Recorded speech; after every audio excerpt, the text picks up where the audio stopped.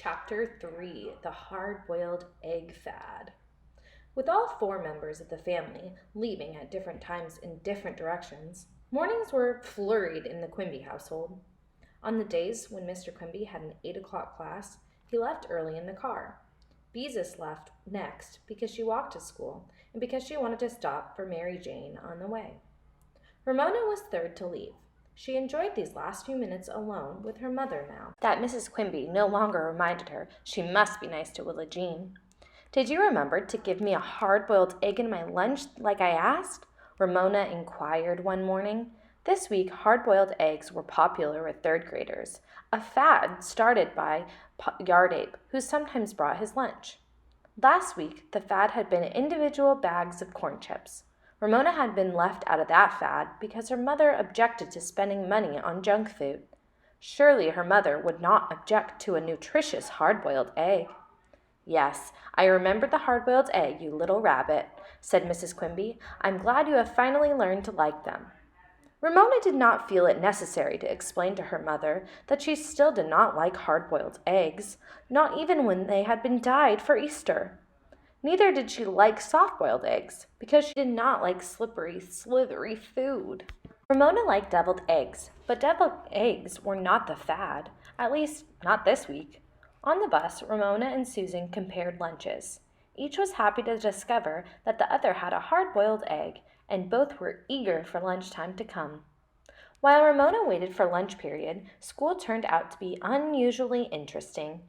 After the class had filled out their arithmetic workbooks, Mrs. Whaley handed each child a glass jar containing about 2 inches of a wet blue substance. She explained that it was oatmeal dyed blue. Ramona was first to say, "Yuck!" Most people made faces, and Yardape made a gagging noise. "Okay, kids, quiet down," said Mrs. Whaley. When the room was quiet, she explained that for science they are going to study fruit flies. The blue oatmeal contained fruit fly larvae. "And why do you think the oatmeal is blue?" she asked.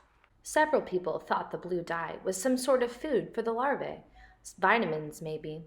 Marcia suggested the oatmeal was dyed blue so the children wouldn't think it was good to eat. Everybody laughed at this guess. Who would ever think cold oatmeal was good to eat?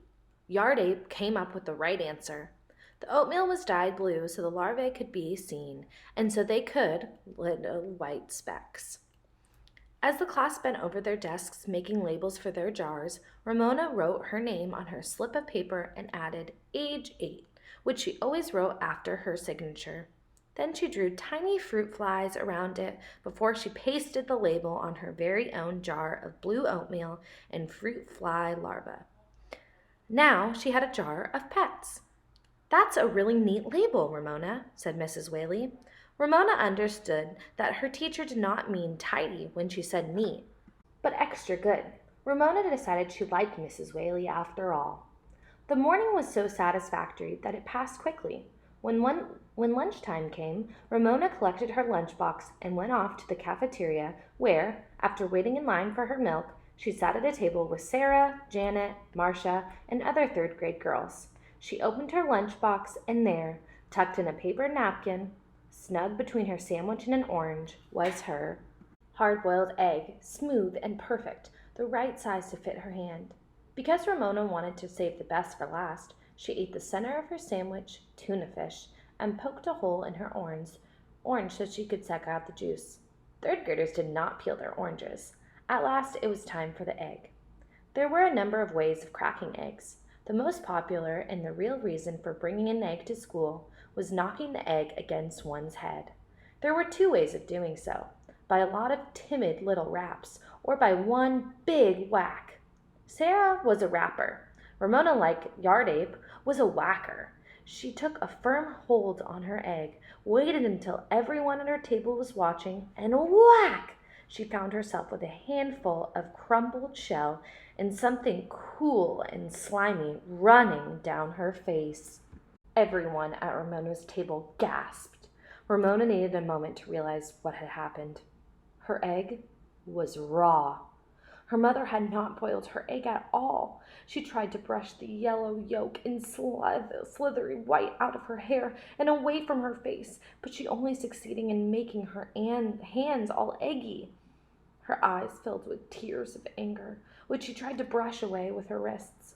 The gasps at her table turned into giggles. From another table, Ramona caught a glimpse of Yard Ape grinning at her. Marcia, a tall girl who always tried to be motherly, said, "It's all right, Ramona. I'll take you to the bathroom and help you wash off the egg." Ramona was not one bit grateful. "You go away," she said, ashamed of being so rude. She did not want this third-grade girl treating her like a baby. The teacher who was supervising lunch period came over to see what the commotion was about. Marcia gathered up all the paper napkins from the lunch boxes at the table and handed them to the teacher, who tried to sop up the egg. Unfortunately, the napkins did not absorb egg very well. Instead, they smeared yolk and white around in Ramona's hair. Her face felt stiff as egg white began to dry. "Take her to the office," the teacher said to Marcia. "Mrs. Larson will help her." "Come on, Ramona," said Marcia, as if Ramona were in kindergarten. She put her hands on Ramona's shoulders because Ramona's hands were too eggy to touch. Ramona jerked away. "I can go by myself." With that reply, she ran out of the cafeteria. She was so angry she was able to ignore the giggles and the few sympathetic looks of the other children. Ramona was mad at herself for following a fad. She was furious with Yard Ape for grinning at her. Most of all, she was angry with her mother for not boiling the egg in the first place. By the time she reached the office, Ramona's face felt as stiff as a mask. Ramona almost ran into Mr. Whitman, the principal, which would have upset her even more. He was someone Ramona always tried to avoid, ever since Beezus had told her that the way to remember how to spell the kind of principal who was the principal of a school was to remember the word ended in pal, P-A-L, not pull, P-L-E, because the principal was her pal. Ramona did not want the principal to be her pal. She wanted him to mind his own business, aloof and important in his office.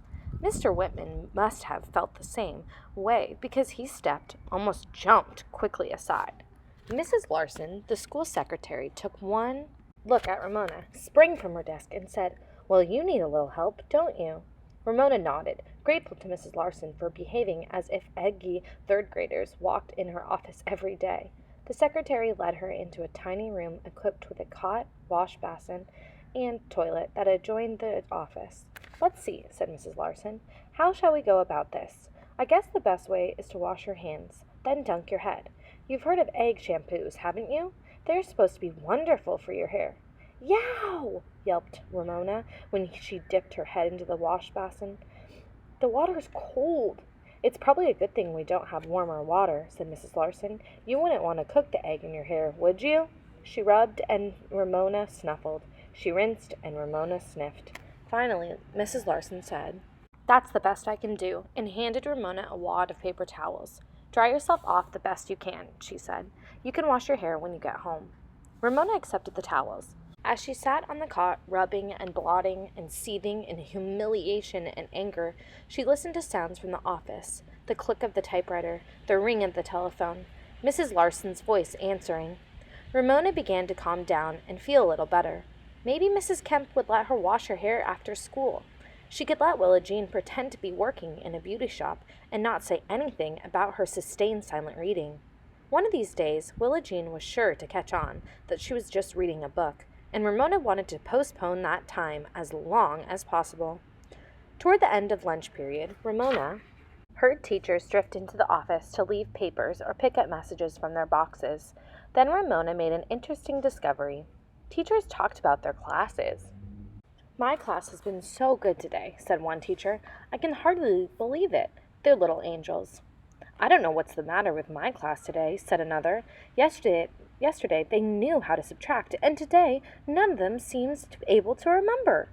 "Perhaps it's the weather," suggested another teacher. Ramona found all this conversation most interesting. She had blotted her hair as best she could when she heard Mrs. Whaley's big, cheerful voice speaking to Mrs. Larson. "Here are those tests I was supposed to hand in yesterday," she said. "Sorry I'm late," Mrs. Larson murmured in answer. Then Mrs. Whaley said, "I hear my little show-off came in with egg in her hair." She laughed and added, "What a nuisance." Ramona was so stunned she did not try to hear Mrs. Larson's answer. Show-off? Nuisance? Did Mrs. Whaley think she had broken a raw egg into her hair on purpose to show off? And to be called a nuisance by her teacher when she was not a nuisance? Or was she? Ramona did not mean to break an egg in her hair. Her mother was to blame. Did this accident make her a nuisance? Ramona did not see why Mrs. Whaley could think she was a nuisance when Mrs. Whaley was not the one to get her hands all eggy. Yet Ramona had heard her say right out loud that she was a show-off and a nuisance. That hurt, really hurt. Ramona sat as still as she could with the damp paper towels in her hands. She did not want to risk even the softest noise by throwing them into the wastebasket. Lunch period came to an end, and still she sat. Her body felt numb, and so did her heart. She could never, never face Mrs. Whaley again. Never. Mrs. Larson's typewriter clicked cheerfully away. Ramona was forgotten, which was the way she wanted it. She even wanted to forget herself and her horrible hair, now drying into stiff spikes. She no longer felt like a real person. The next voice Ramona heard was that of Yardape. "Mrs. Larson," he said, as if he had been running in the hall, "Mrs. Whaley said to tell you Ramona didn't come back after lunch." The typing stopped. "Oh, my goodness," said Mrs. Larson, as she appeared in the doorway. "Why, Ramona, are you still here?" How was Ramona supposed to answer? "Run along back to class with Danny," said the secretary. "I'm sorry I forgot all about you." "Do I have to?" asked Ramona. "Of course," said Mrs. Larson. "Your hair is almost dry. You don't want to miss class." Ramona did want to miss class. Forever. The third grade was spoiled. Forever. "Aw, come on, Ramona," said Yardape, then for once not teasing.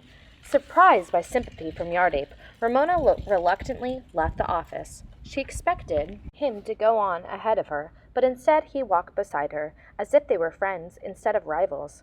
Ramona felt strange walking down the hall alone with a boy. As she trudged along beside him, she felt she had to tell someone the terrible news. "Mrs. Whaley doesn't like me," she said in a flat voice. "Don't let old Whaley get you down," he answered. "She likes you okay. You're a good kid." Ramona was a little shocked at hearing her teacher called Old Whaley. However, she squeezed comfort from Yardape's opinion. She began to like him, really like him. When they reached their classroom, Yardape, perhaps thinking he had been too nice to Ramona, turned and said to her with his old grin, "Egghead." Oh, there was nothing for Ramona to do but follow him into the room. Sustained silent reading, or dear, as Mrs. Whaley called it, was over, and class was practicing writing cursive capital letters. Mrs. Whaley was describing capital M as she wrote it on the board. Swoop down, swoop up again, and down. Ramona avoided looking at her teacher as she got out paper and pencil and began to write the capital letters of the alphabet in careful, even script. She enjoyed the work, and it soothed her hurt feelings until she came to the letter Q. Ramona sat looking at the cursive capital Q, the first letter of her last name. Ramona had always been fond of Q, the only letter of the alphabet with a neat little tail. She enjoyed printing Q, but she did not like her written Q. She had made it right, but it looked like a big floppy 2, which Ramona felt was a dumb way to make such a nice letter. Ramona decided right then and there that she would never again write a cursive Q. She would write the rest of her last name, Uimby, in cursive, but she would always, no matter what Mrs. Whaley said, print her capital Q's. "So there, Mrs. Whaley," thought Ramona. "You can't make me write a cursive Q if I don't want to."